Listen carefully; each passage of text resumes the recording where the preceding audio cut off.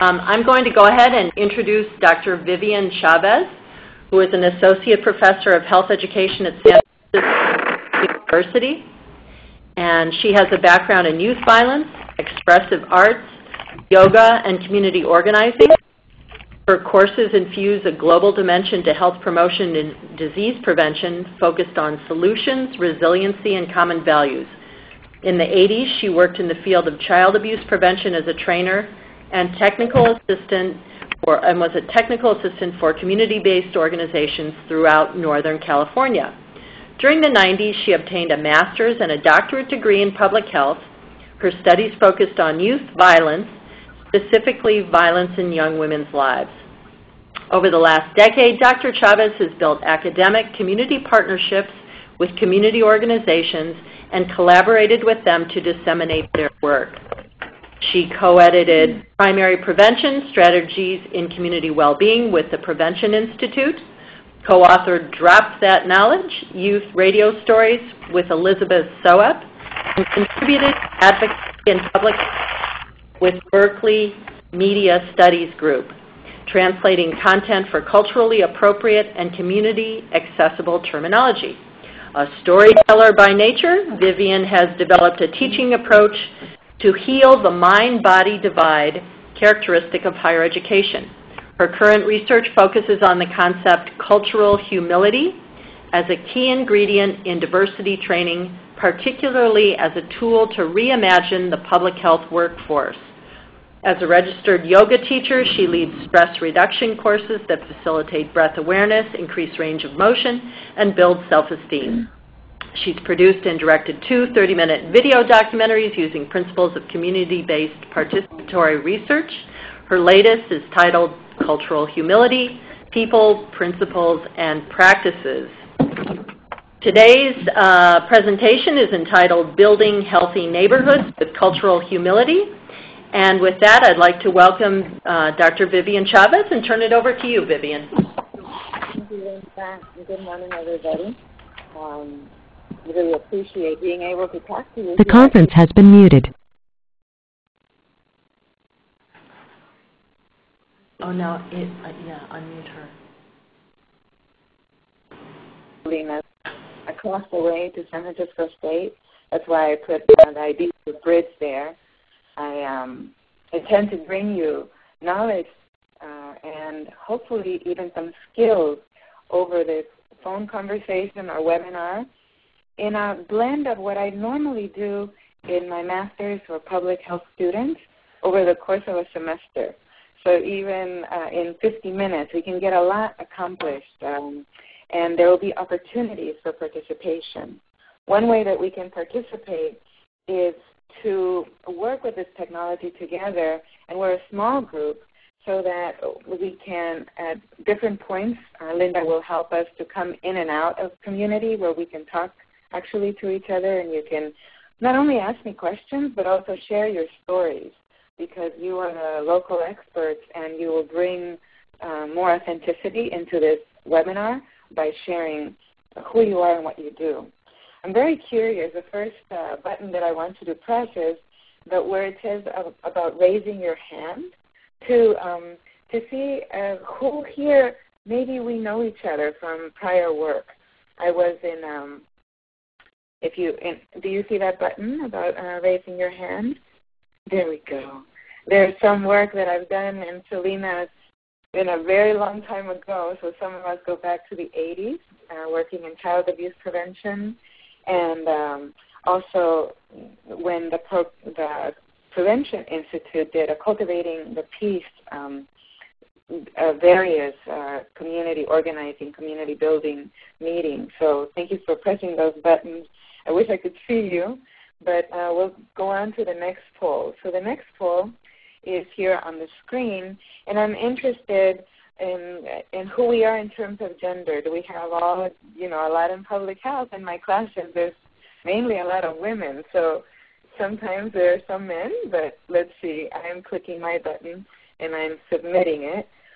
And if you can do that too, how many people, let's see if the polling works to see how many are.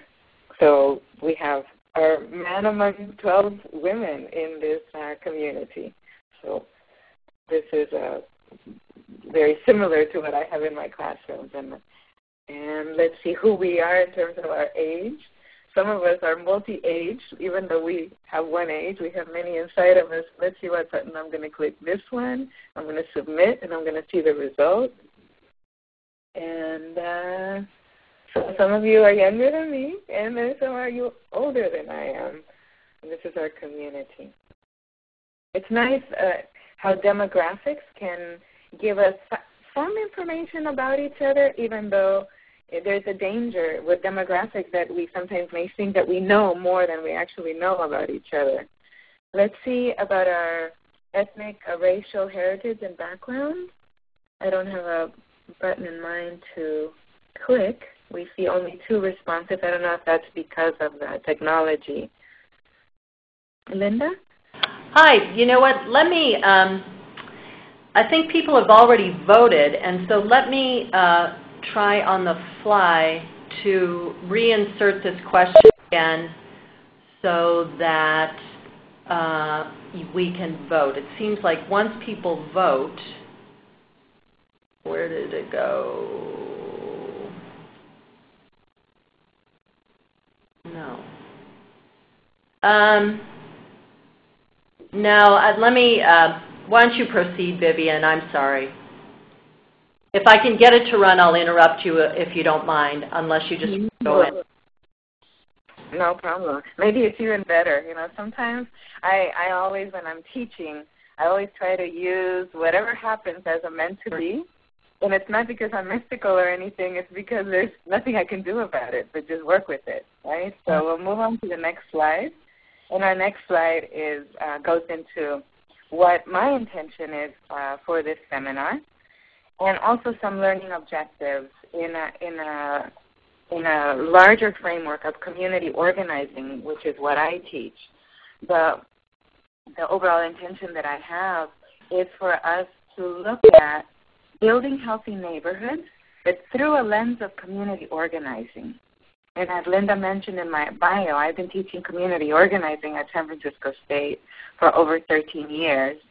Teaching community organizing was actually a surprise for me. When I applied for my position at San Francisco State, I thought I was going to be teaching a violence prevention course, which my dissertation prepared me to do. But in fact, the universe had another idea in mind, and it's been really wonderful to look at violence instead of looking at the problem, to look at the solutions. Because by building healthy neighborhoods and organizing communities, we are addressing violence without even having to say the word. So underneath the larger objective of teaching you about what I know of building healthy neighborhoods through organizing, we're going to talk about 5 particular frameworks. And one is cultural humility.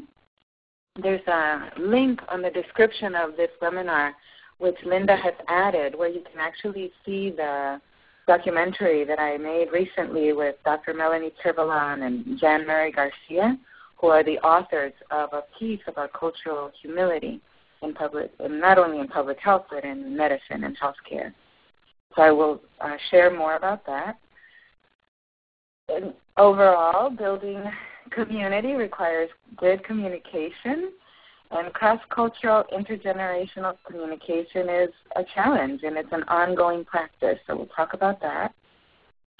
One of my favorite topics is one that we take for granted, which is looking at resilience and what gives us this ability to bounce back from adversity. I want to look at resilience not just from the individual and community perspective, but from a global, world, international perspective. The last 2 are specific to the work in building healthy neighborhoods, and one is to share with you a peer education model when working with youth at Youth Radio, and another peer building peer leaders at a housing project in San Francisco, which is fairly new. I will send Linda the link to the report of building healthy neighborhoods in and then she can post that also. Lastly, we will be looking at the end of this presentation as to what's the big deal about self-reflection. We're always focused on population-based social conditions, social determinants. Why do we have to go back to look at ourselves and reflect on who we are? That should be evident by the end of the presentation, but let's get started in what I think why this is a big deal for me. First of all, in this big map, you see that I've put things in there that were not there originally in this slide. And the first one is that I put Berkeley as a big part of California, in the Bay Area. And then I also put Guatemala right underneath Mexico in big letters. And that's to share with you some of my limitations. And that is that who I am is really influenced by my geography and my social location. So I was born and raised in the Berkeley, San Francisco Bay Area, but my parents are from Guatemala, and I've traveled a lot in Central America and Mexico, and my worldview is influenced by that. I've also come to see a lot of parts of the United States and work with communities across the country, and I've never failed to be amazed by how any assumption that I might have about a particular community is always needing to be readjusted when I meet different people. And so I share this with you as both my weakness, but it's also my strength, that by being very grounded in who I am as a person of color, a second-generation person from Latin American ancestry, being raised in the Bay Area, I do have a particular way of looking at the world. And so do you, and so does everybody, right? Here's a little bit more about me. So this is me. And here's my mom. And this is my son and my dog, right? So I want to show you these three generations because, I guess I'll try to erase some of these things that I put here, especially on top of my mom,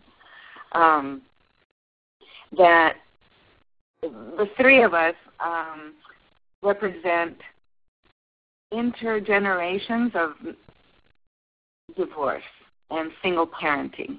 This is another part of what shapes a person's culture or their identity or maybe even how they view the world. And there we go. We're working with these buttons. And it influences how we communicate across different age groups. So with this slide, what I wanted to point out is the difference between somebody like myself who was born in the United States but was uprooted to go back and forth living in Guatemala due to my parents' divorce and due to also physical, a natural disaster that happened in Guatemala where we were in Guatemala, we came back to the United States, we were back there, and this is something that you might see in some of the populations that you work with, or you yourself may experience this difficulty in a sense, developing a sense of belonging when you're uprooted and have lived in different borders, which is different from my mom, who really lived all her life in Guatemala until she came to the United States and married, and my son, who was born in the U.S. and has much more of a solid identity as being an American. Okay? We'll get back to more of these intergenerational issues after we talk about cultural humility. And so cultural humility is a subject that I really believe is by invitation only. It's not something that I would just start talking about with anybody, even though I made a video about it and I completely believe in the principles of cultural humility. I do think that there has to be an opening in the listener to want to learn my definition of cultural humility. And the best image that I can offer in this busy slide that I made is this picture I took in Beijing. So imagine me walking in the street and I see on this pathway something that looks like a door, but is actually a window, and a place where maybe I walk into, getting closer to a door, and I'm not sure if you can read that tiny print on the sign and what it says. As you get really up close to the beautiful door, it says no visitors. When I saw this, I had to take a picture because I thought this is sometimes what culture feels like, that it's so attractive, it's so appealing, and it feels welcoming and inviting until a certain point, and then there's pushback. And just being respectful of that sign, stepping back, and thinking maybe I can come back at another time. Or maybe I know somebody that can help me to come in.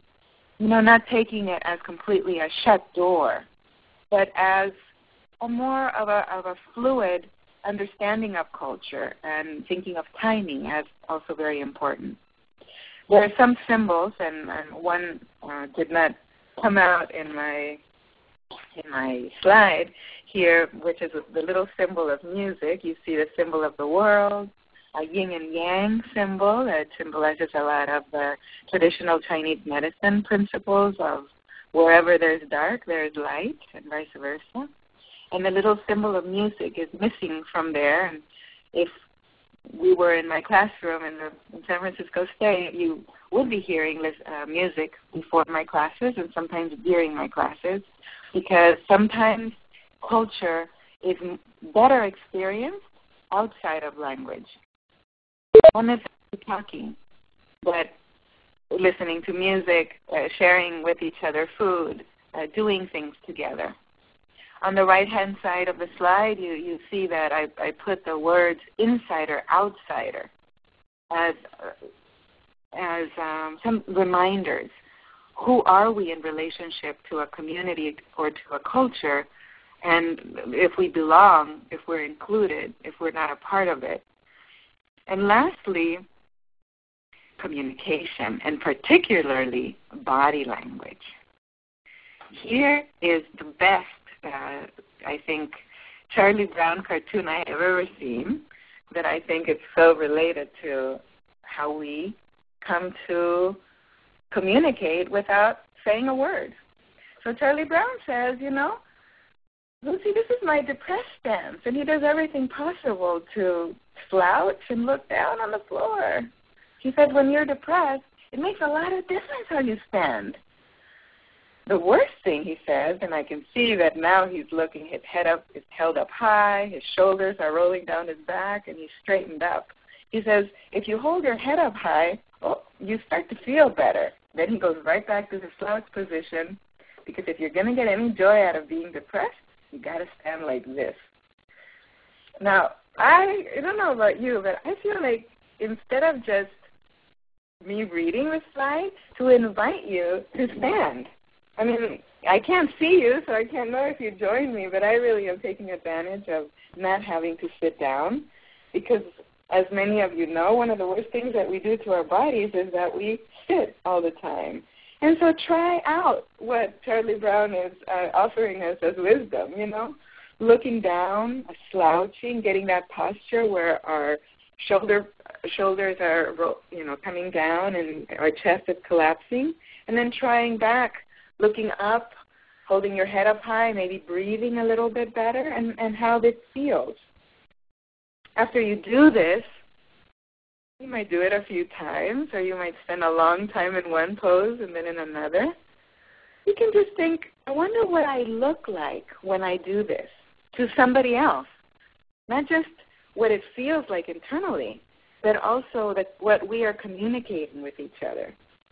And now I invite you to, if you want to, stand for my whole presentation or do what you need to do to be more comfortable.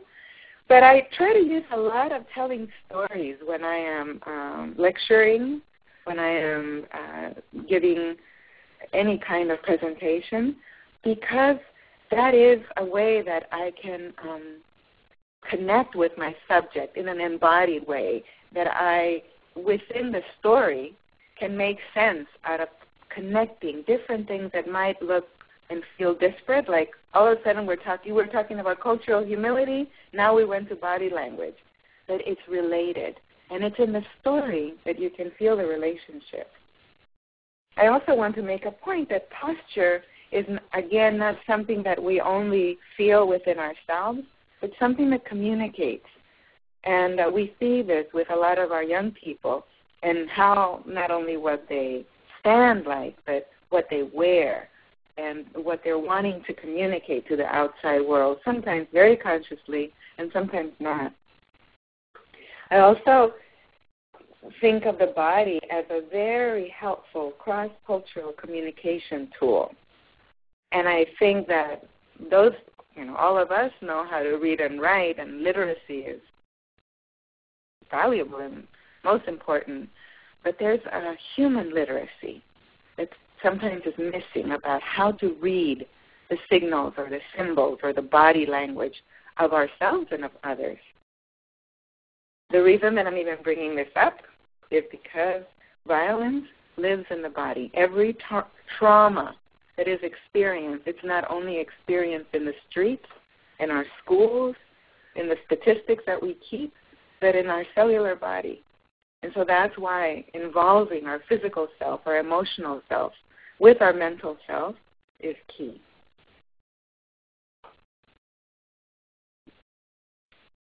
So definitions. I don't know if you know this author. Let's see if I can put a little arrow here. There we go. And now I have two arrows. But Bell Hooks is one of my favorite writers. I like how she has evolved through the years. An African-American theorist, feminist theorist. I think over 30 years ago she was, maybe 40, in the 70s. She was an academic writing in a very telling people what to do and how to think and why it's important, very much as an activist and an advocate. As she's gone along, she has remained strong in her commitment, but community is very important to her. Love is something that she's written 3 books about. And so in these books, she speaks about the value of definitions. And that's why I always have my presentations include what she says about definitions. Because what I might say, you might have heard somebody else say it a different way. And that's not the point of a definition, is not to give you the right, like this is the right way because Dr. Chavez says so, but it's more because they're starting points for the imagination. They can help us to navigate, by knowing where we're starting and where we want to end up. And in this way, we move more as we're like creating a map and we're doing this together. So my definition of a healthy neighborhood, and I borrowed this slide from the internet because I didn't have a picture from my camera of how I would like to define a healthy neighborhood for you. I put a few things under, and the first one being community mapping. Raise your hand in this way to see if you've engaged in a community mapping activity in any way, either as it relates to school or something that you've done on your own. So we see about 3 hands raised. 4. The community mapping, thank you so much. The community mapping is an activity that I first learned back in the early 90s in school. And when I heard about it and I read the directions and then I participated in it, I thought this is something I should have been doing without having to go to school to learn that it's something to do. Community mapping is not only something that is a prelude to a community assessment or to actually taking action and making a difference in a project. Community mapping is a way to get to know a neighborhood, an area, geographical area, so that we can become more familiar with it. And that there are some ways of looking at a healthy neighborhood that if we try to look at, people live there. So there must be some kind of positivity associated with it. Often in our statistics and our definitions and our information, what we hear about are the problems in communities. So that's what we map. as opposed to maybe some other indicators of a healthy community, like are people talking to you when you walk down the street, or what kind of stores are there in? If I go into the stores, what are they selling? So it's mapping in a more subjective way also, and what our emotions and our reading of a particular neighborhood in an area. How big a community map is, it's also how much you walk in it or take a bus in it or are making the geography present for yourself, right? So it can be as small as 4 blocks around or as rich as a whole zip code. The built environment is, on our next slide, we're going to go much in more detail about definitions for a built environment. But it is a different way of thinking than about the environment than just the way that we thought before, which was about air and water and trees and environmental climate. So now we're thinking about structures, and there's so much work happening in public health in that area that our next slide will get to that. I do want to say again this repetition about, are you an insider in this community? And as you are doing your community map or going around and looking at the neighborhood, maybe you start feeling, actually, I'm an outsider. And that's what happened to me when I mapped my own neighborhood as a classroom assignment. I thought I knew a lot more than what I actually did about who lives here, what are the things that they're interested in, and what are the issues that are alive in the community. And the more that I learned, the less that I felt as a true insider. And so that is almost like a dance about being inside or outside of a community. The observing, so a lot of the methods of engaging with communities can be really hands-off, riding in a bus or driving by through the windshield looking out your car. But they can also involve informal conversations or just listening, going to community events or being at a particular restaurant where a lot of people congregate, or at church or some place, and just being there and listening to what's going on, being a part of something. Relationship building is as always one of the important elements of any house, because then you can develop more support and more social networks. And also this attitude that every community organizer has in knowing that change is going to happen anyway, but that change is possible and that we can make a difference in making that change happen. There, maybe you have some questions. I haven't looked in this chat, but Linda can also help us with if there's any messages or any questions as I'm going through that might pop up as I'm talking. That sounds good, and I want to remind our participants that if you do have a question, please enter it in the chat box, and Vivian, as she mentioned, will be keeping an eye on that, and then if she doesn't get to your question during the presentation, we'll review them at the end. Thank you, Linda. So more on the built environment. How many of you have heard this term before today? So just raise your hand and see who I'm talking to and how repetitive I can possibly be. So great, not all of us. So we see that about a third of us really have heard this term, probably have a very good handle on it. I like the term because it's interdisciplinary. So public health, by definition, has different aspects. So we have in public health the epidemiologists, the health educators, the people in healthcare policy. So with the built environment, you take an area like public health that was already interdisciplinary and you add to that other disciplines, transportation, city planning, safety, right, and the community policing. And then you understand more about what's in an environment. What are the homemade environments? So not just homes, but structures, buildings, roads, schools,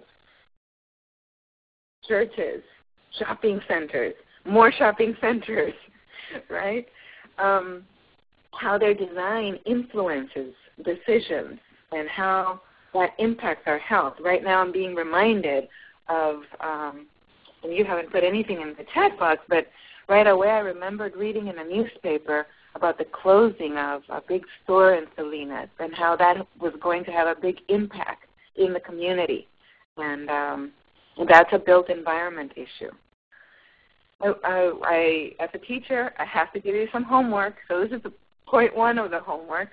There's going to be another part that I'll give you another homework. But this one is, please, please, please, if you can look at the Prevention Institute, if you Google Prevention Institute and the built environment, you'll see 11 projects, a full report on 11 projects in predominantly low-income communities across the United States, where local residents mobilized public and private resources to make changes in their physical environment.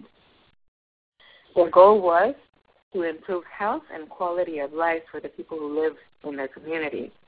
And these changes include building a jogging path around a cemetery, transforming vacant lots into community gardens, reducing the prevalence of liquor stores, creating attractive murals where graffiti once reigned.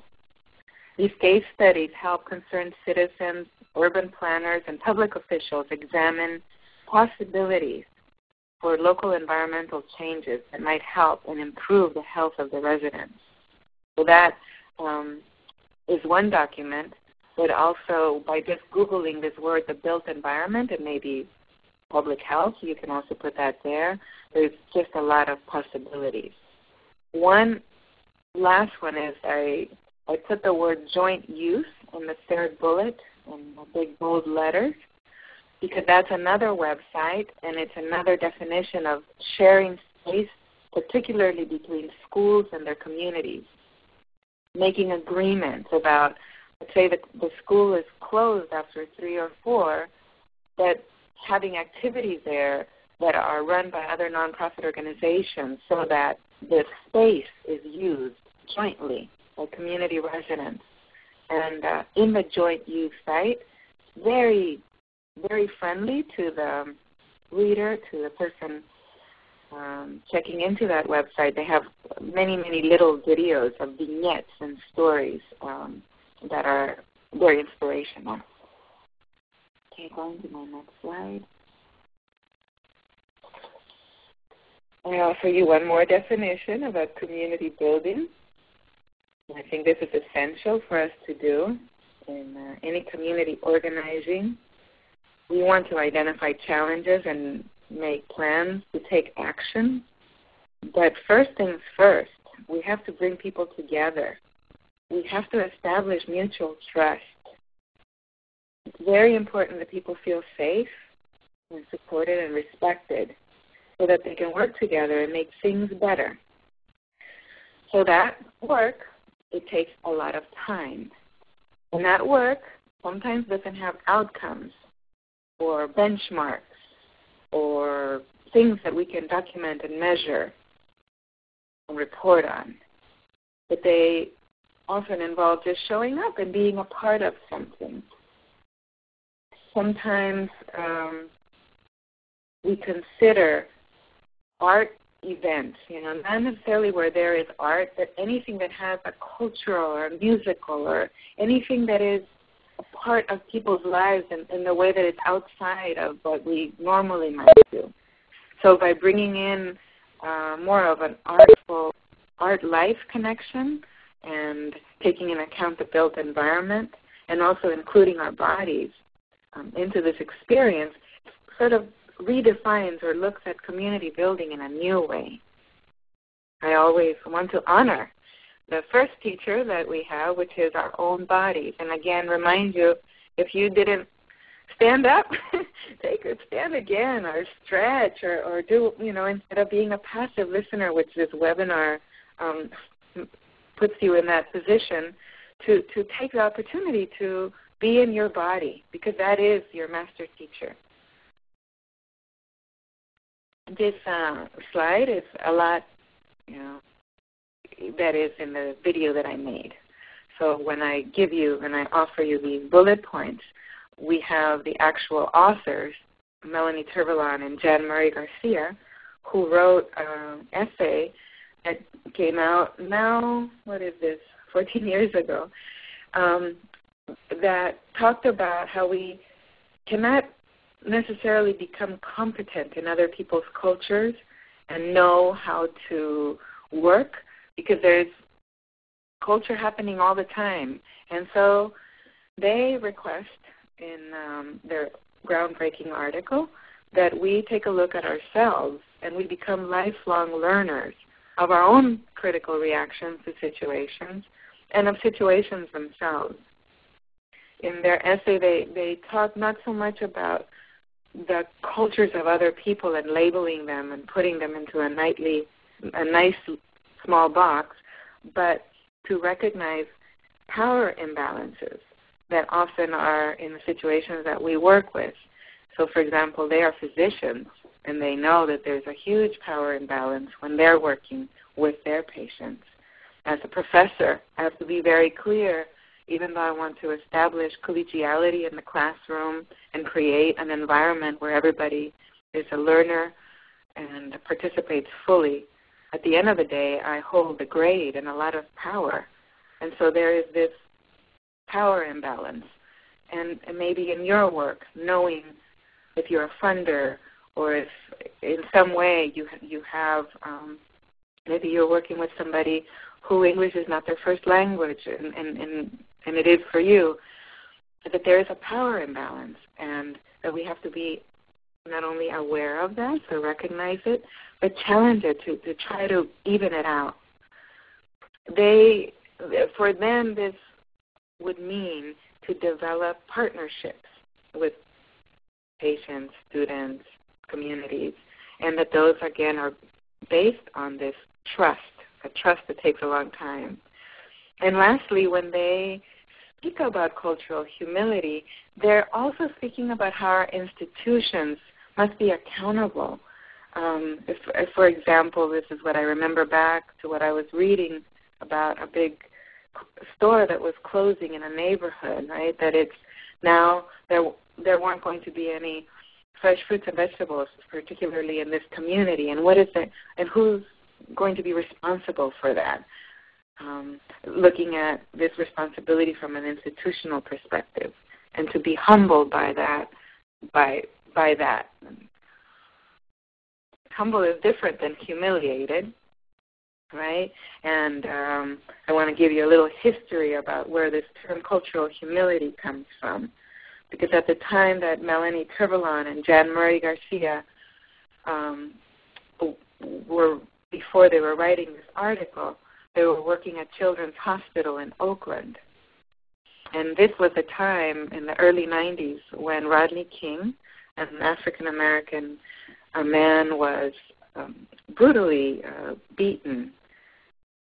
And it was documented in video, and that footage was shown all over the world. It's one of those first films, if you will, that the whole globe has access to see what can happen, what police brutality can look like. And after he pressed charges, of course, with the police, and the police, there were, I think, 5 who were found not guilty. That caused one of the largest riots in Los Angeles over that not guilty verdict. But it wasn't only the riots that happened in L.A. There were smaller riots all over California, and in Children's Hospital, in the waiting room, people were mad. There was rage, tension. People were having their own private Rodney Kings. It's almost like now people were going to show something that they had been carrying inside, a feeling of not being treated fairly or respectfully.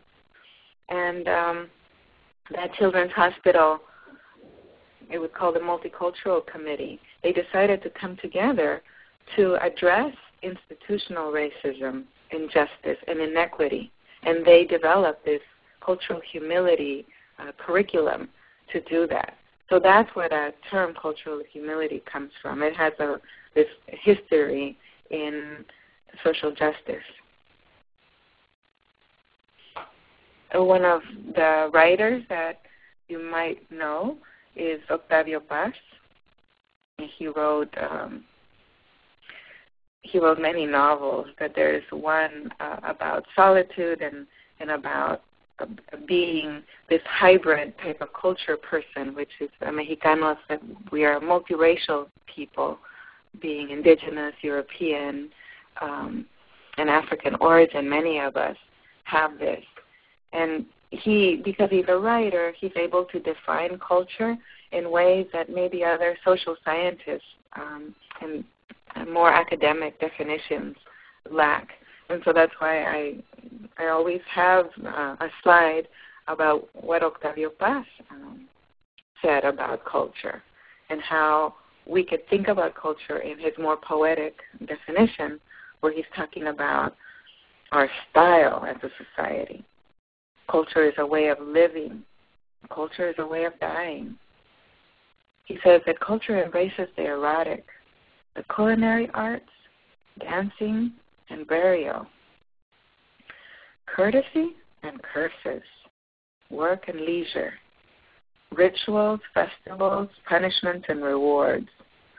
When we deal with the dead and with ghosts and the people of our dreams, the attitudes that we have for our children and old people, strangers, enemies and allies, how we see time, the eternity and the present, the here and now and the beyond. There's other cultural models or definitions of culture. Some that you might be familiar is the iceberg metaphor. This is a representation of what culture also is like. And when we come across culture, sometimes we only see the top half or the surface of it. And we don't see the bottom half or the rest of the iceberg until we rub up against it. And like many different types of culture, sometimes we judge what we see and hear first before looking deeper and finding out what there is more than what meets the eye. The first level of the iceberg metaphor is called a surface level. And often those are things that may come into our consciousness as stereotypes. And I say that word in a positive way, because not all stereotypes are negative. They're things that are visual and that we see. There's also an intermediate level of the iceberg, basically the meaning and norms of a culture. And these may be things like signs, words, gestures, or nonverbal behavior that could represent something meaningful. And lastly is this deeper culture, the part of the iceberg that holds some of our deepest beliefs, our traditions, and our values. I really like this model because it gives me a way to speak about stereotypes without being offensive or righteous. And because we all have a cultural lens, a surface level, and a deeper, more hidden traditional values that sometimes we're not even aware of. I'm going to move a little bit more quickly through the next slide to get to a pause and see if there's any questions that you might have. This is Mahatma Gandhi and his quote around what he sees about humility. He says it's something that we would have to do constantly, that it's strenuous, and it's about being in service of humanity. Then there's a definition of what humility is as being unpretentious or modest or more reverential, without thinking that we're superior, better, or more important than others. I like that the root word humility comes from the Latin root humus, from the earth, so that it's related to be grounded. And humility in this way is grounded to social justice and to sustainability. Here's where I would like, if there's to take a pause. As some of you might be asking a question, I also want you to be thinking about when you were in high school. and how you were and who you were. You don't have to necessarily share that with, unless if you want to, but it's more that this social biography, and when we're speaking about youth violence and we're looking at that, it's important to remember who we were as youth, because youth, this is what I love about the subject of youth violence, is that people can work on it across diversity, because that's something we all have in common. We were all teenagers, right? And we're not used to talking. Our society is more anti-dialogue without really talking about who we were in high school.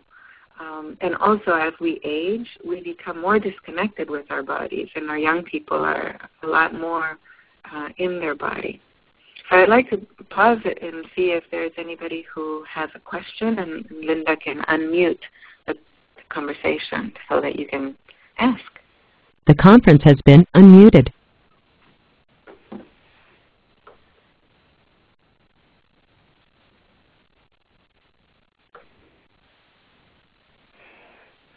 And I can also keep going. As my students know, I can always keep going, so I will do that. And we'll come to questions and comments at the very end. Okay, so if you want to, Linda, you can mute again. Vivian, there was one question from Sherry Hasty, who, when you were talking about the built environment, I think wanted to emphasize that housing is such an important part of the built environment and has such a strong influence on health.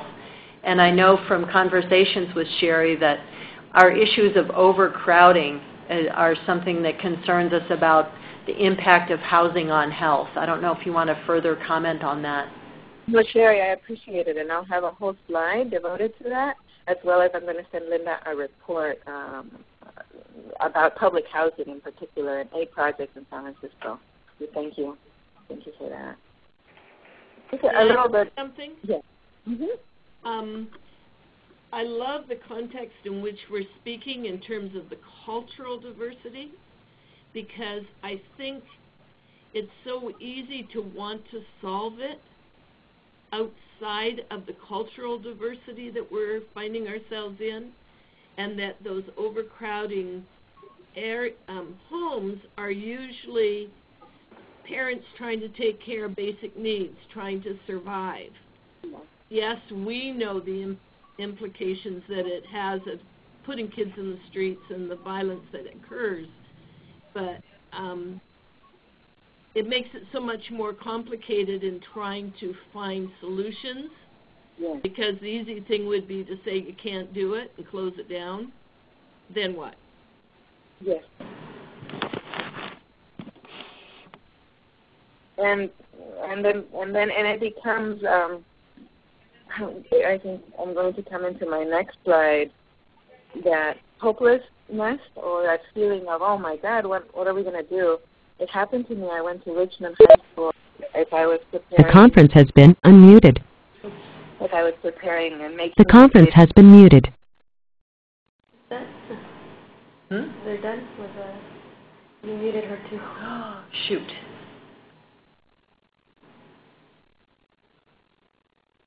Unmute.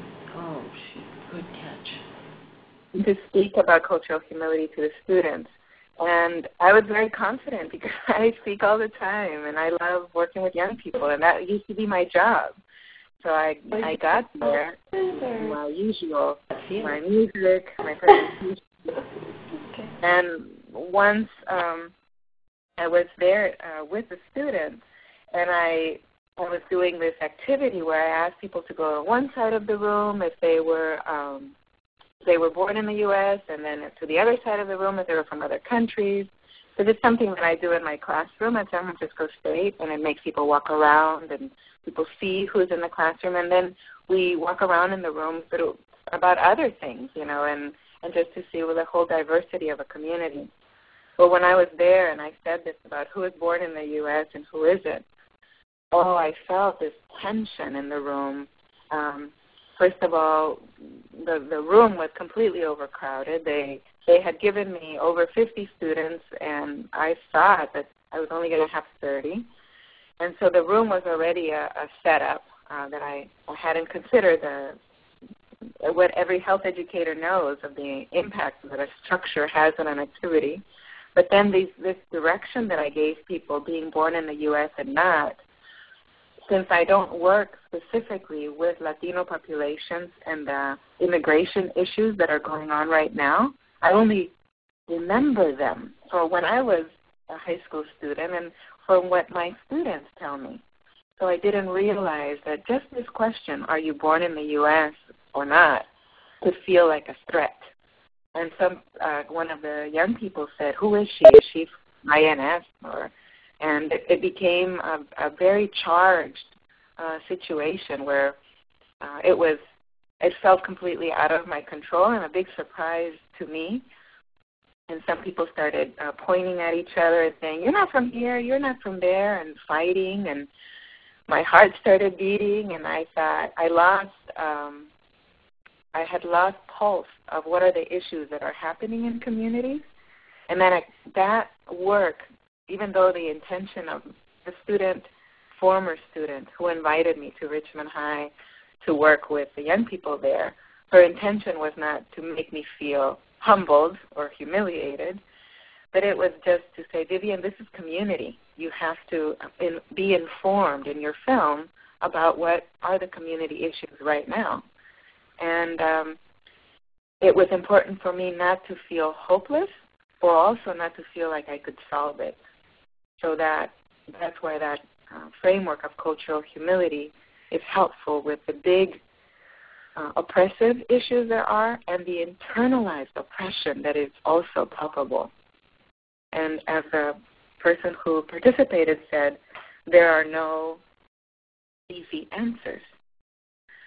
The second homework that I have for you is for you to please, please, please watch something on YouTube. There's a whole movie called Mi Familia, or My Family, about 3 generations of Mexican Americans in East LA.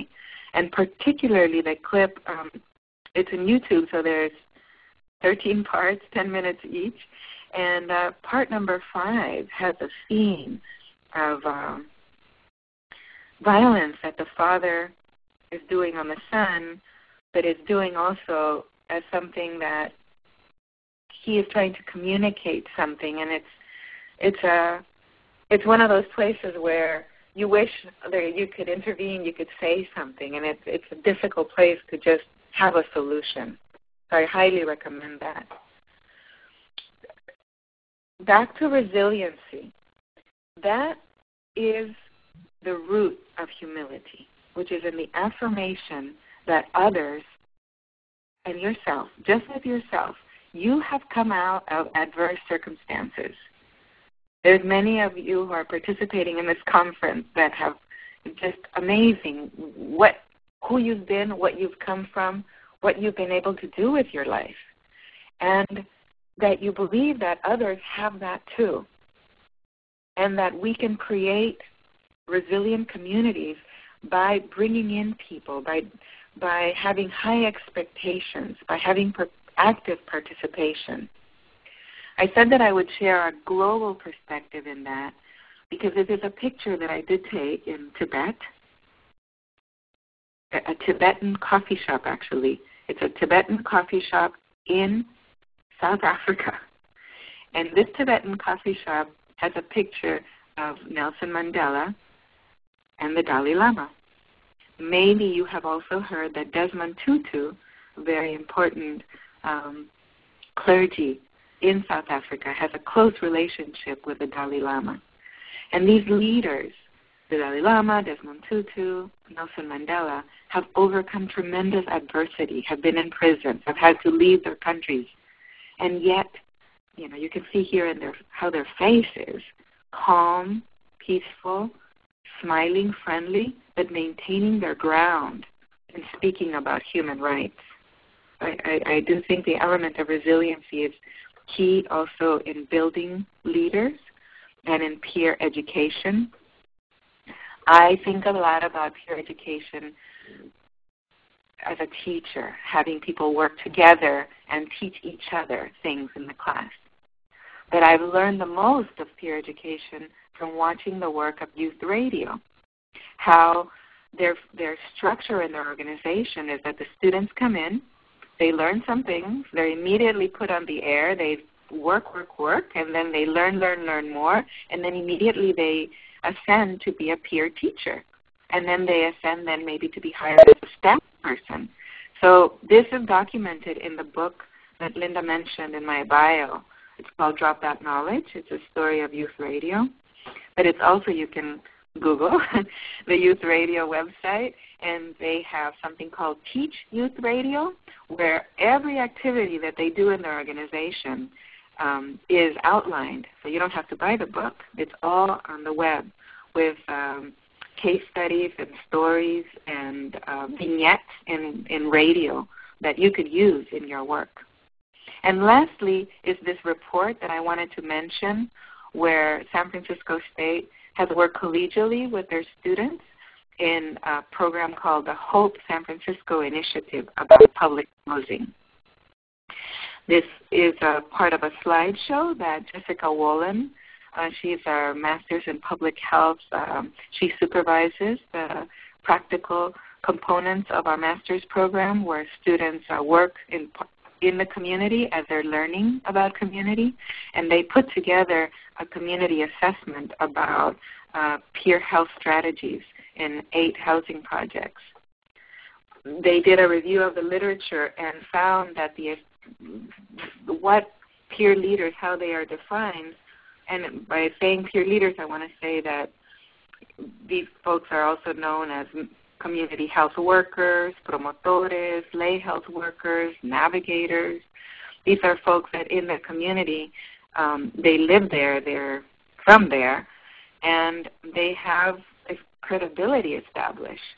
They're natural leaders, but they're also people who can learn more about how to be a leader, and they are role models, and they can be culturally flexible. Like they can bridge working across with different agencies as well as being in the community.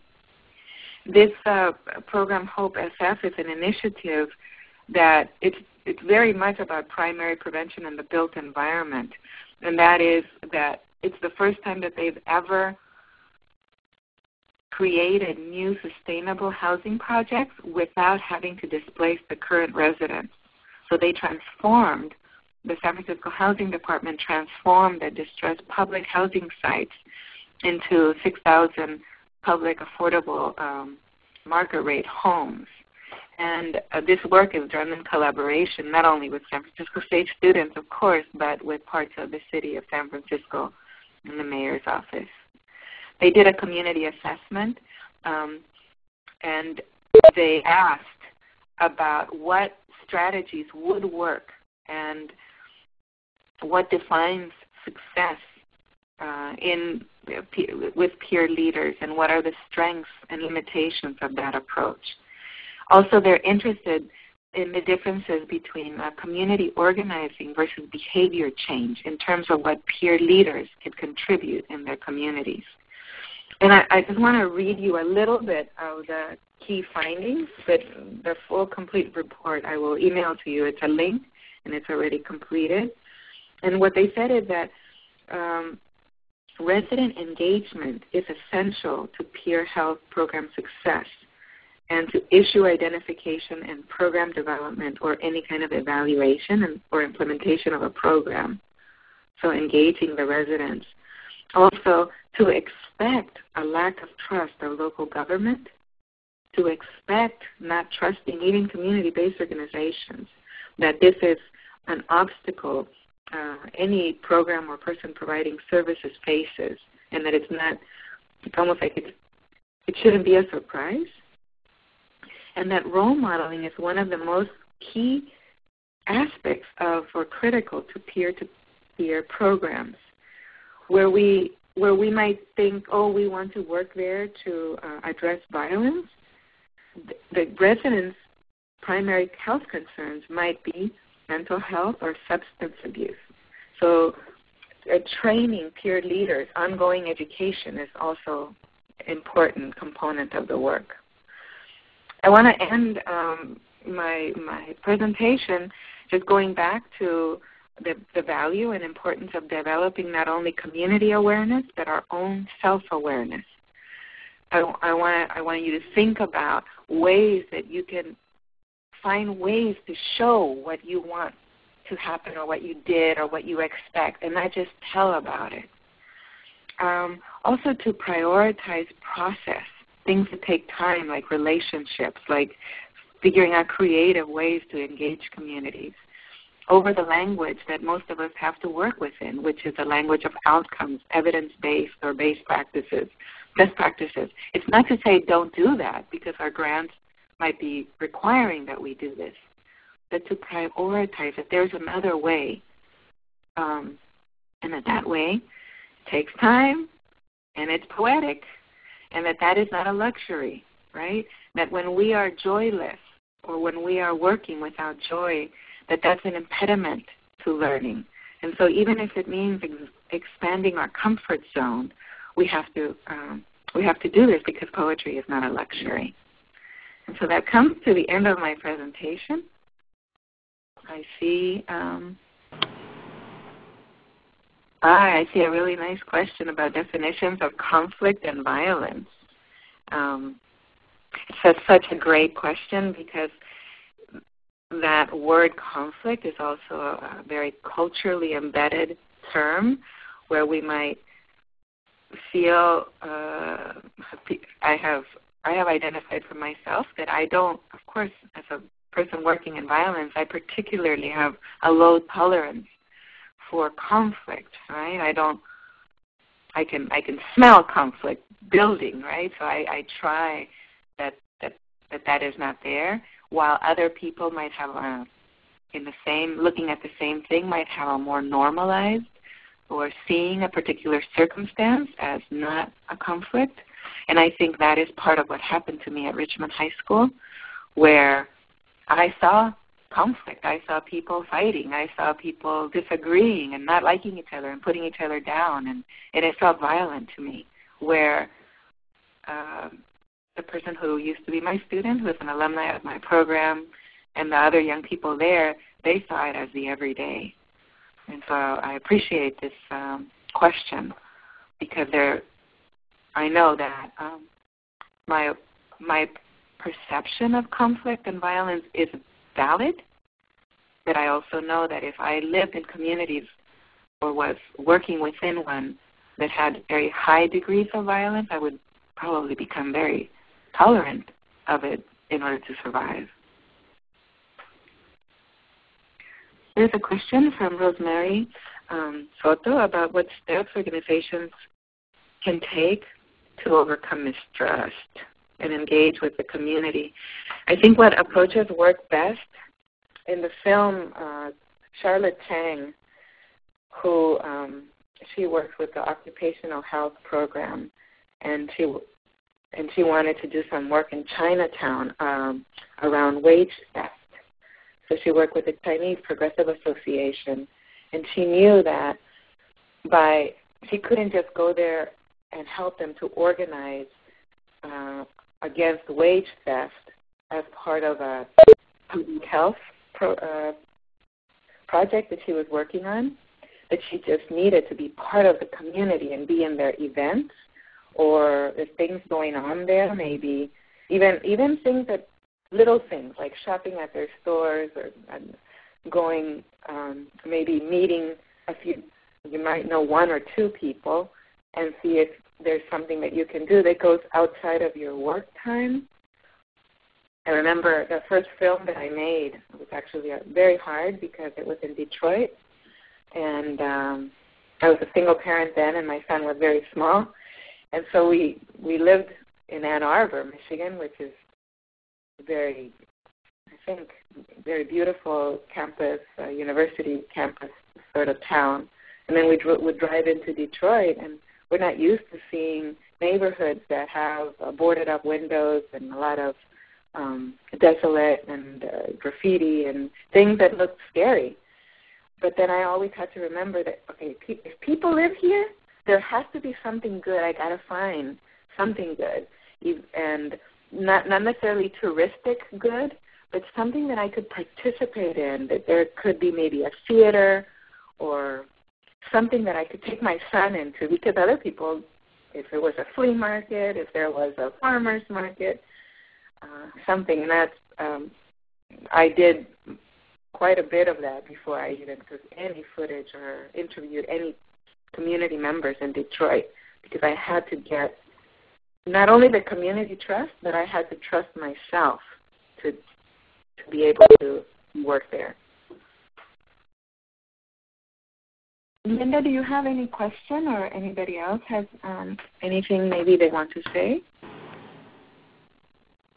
It doesn't look like we have any more questions. I just want to thank you, Vivian, for a beautiful presentation and very thought-provoking, I think, to everyone, especially for the work that we're doing here in Salinas and the folks from across the country are doing with youth violence prevention, but just really a wonderful, really thought-provoking presentation. And I very much look forward to getting the links to some of the things that you've mentioned. You and I will connect after this, and I can send those out to the participants. Yes, I will do that right now. I think that report will come in handy, especially a question about the built environment and public housing. That was a very good segue to that. Thank you, Linda. And goodbye, everybody. Sorry I didn't get to see you, but I appreciate your work very much. Thank you again, and thanks to everyone who joined us today. Have a great day.